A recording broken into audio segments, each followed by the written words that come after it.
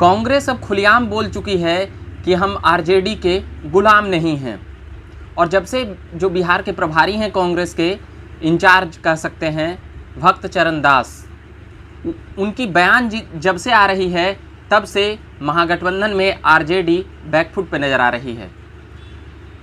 3 दिनों पहले जब आरजेडी की तरफ से बयान आया और यह कहा गया कि यह एक दोस्ताना लड़ाई है, मगर उसके बाद जिस प्रकार से उनके प्रभारी का जो बयान आया उसने साफ कर दिया कि महागठबंधन में अब आरजेडी और कांग्रेस की एक नहीं चल सकती है, एक रास्ते पर नहीं चल सकते हैं। और कन्हैया कुमार 2 सप्ताह पहले कांग्रेस में आए हैं, वह जब से कांग्रेस में गए हैं कांग्रेसी नेताओं का हाव भाव केवल बिहार में ही नहीं बदला है, देश में भी बदल गया है। उत्तर प्रदेश में कुछ सभाओं में जिस प्रकार से कन्हैया का जो जोरदार भाषण हुआ उसमें भी एक बातें साफ हो गई, और तमाम चीज़ें जिस प्रकार से कन्हैया जो नरेंद्र मोदी पर हमला करते हैं वो तमाम बातें कांग्रेस की जैसी अपेक्षा थी कन्हैया उस पर खरे उतर रहे हैं। वहीं 22 अक्टूबर को कन्हैया को बिहार आने की खबर है और 20 अक्टूबर को लालू प्रसाद यादव को बिहार आने की खबर है।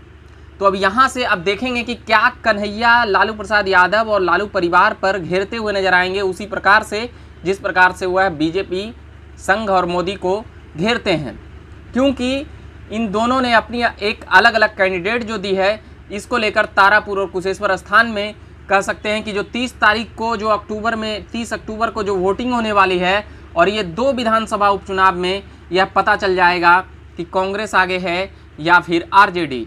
यह लड़ाई एक सहमत का खेल ऐसा बन गया है कि कांग्रेस अब मानने को तैयार नहीं है।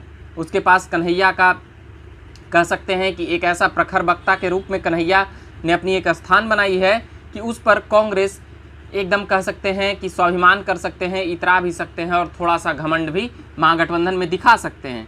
इससे पहले कांग्रेस कह सकते हैं कि संघम शरणम गच्छामि की तरह मुद्रा में राष्ट्रीय जनता दल के सामने रहती थी, मगर अब वह ऐसी बात नहीं है। कांग्रेस अपनी स्टैंड बदल चुकी है। कांग्रेस की तरफ नेताओं का जुड़ने का लगातार सिलसिला जारी है। जैसे कि उत्तराखंड के मंत्री कांग्रेस में जाते हुए नजर आए। वह पहले भी कांग्रेस में थे मगर नाराज होकर 2017 में बीजेपी में आ गए थे। अब राहुल गांधी के सामने वह कांग्रेस में चले गए हैं। कांग्रेस उन सभी लोगों को अब एक करने में लग गए हैं जो नाराज हुए थे उनसे, या फिर जो यंग हैं जिनका जो समर्थन प्राप्त हो रहा है, क्योंकि कांग्रेस ने बिहार में आरजेडी को बहुत मौका दिया मगर वह नीतीश को अलग नहीं कर पाए। वहीं अब बात यह है कि जिस प्रकार से कांग्रेस के नेताओं का बयान आया है कि हम आरजेडी का पिछलग्गू बनकर नहीं रहेंगे और आरजेडी अगर सम्मान नहीं करेगी तो गठबंधन फिर नहीं चल सकता है। यही कारण रहा कि कुशेश्वर स्थान में जिस प्रकार से कांग्रेस की सीट थी, कांग्रेस का कहना था कि यह हमारी पारंपरिक सीट थी, मगर आरजेडी बिना पूछे वहां पर अपनी महागठबंधन की तरफ से कैंडिडेट दे देती है। अब ये बातें साफ हो गई कि कांग्रेस अब फुल मूड में है और उसे नए नए साथी मिल गए हैं और यह इल्ज़ाम लगाते हुए नजर आए हैं कि आरजेडी को कोई नया बड़ा दोस्त मिल गया है। हम और भी तमाम खबरें सुनाएंगे, बताएंगे कि लालू प्रसाद यादव और कन्हैया कुमार के आने के बाद क्या होगा और इस पर किन किन लोगों का दांव लगा हुआ है और आगे क्या होने वाला है इन 2 विधानसभाओं की रणनीति में, और भी तमाम बातें।